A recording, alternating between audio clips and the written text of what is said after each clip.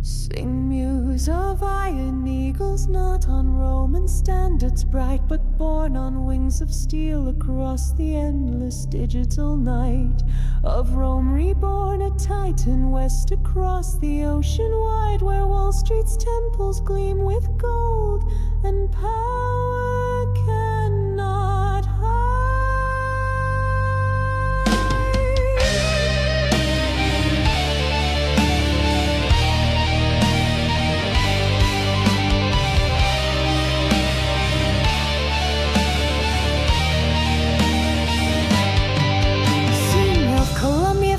Face her words of liberty flown, while corporate legions march abroad on conquests darkly sown. Like Roman traders sharp and keen with coin and contracts bold, they bind the weaker nations now in chains of silver and gold. The tribes of old Hispania are gone with forests deep, now mirrored in the lands afar where silent rivers weep. For markets crushed and cultures lost beneath the Titan's tread, while voices cry for justice and the hungry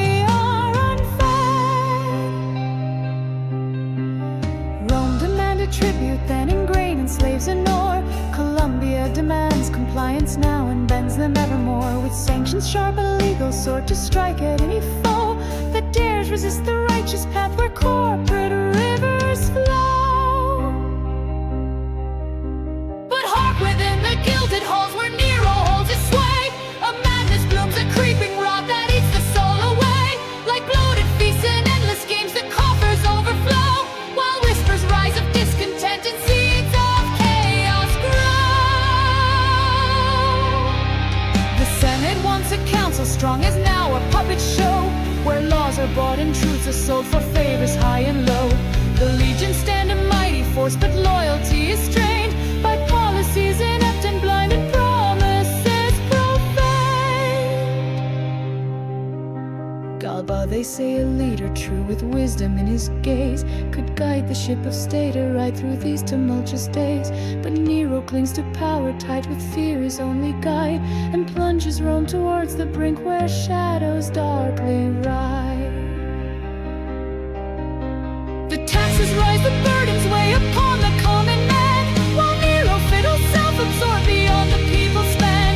He builds his golden palace grand on ashes of despair, ignoring cries of poverty and suffocating prayer.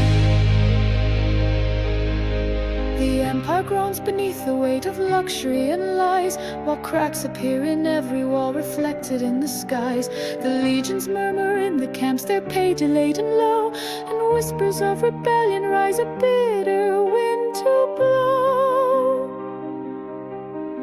Then comes the fire, raging beast that leaps from roof to roof, consuming all both rich and poor, a terrible reproof. The Palatine in flames is caught, the temples turn to ash, while panic screams fill every street in one horrific crash. And Nero, ever quick to blame, a scapegoat must be found to quell the rising anger and appease the gaping wound. The Christians he proclaims aloud, these enemies of state, their secret rites, their foreign gods have sealed Rome's cruel fate. The innocent are dragged away to face the lion's roar, while Nero watches from his seat and calls for vengeance more. The flames still lick the ravaged stones, a testament so grim to empire built on greed and pride, collapsing at the brim. So ends a song, a warning cry across the ages vast, of powers that forget their roots and empires built to last. Let Colombia take heed and learn from Rome's tragic fall, before the flames of discontent consume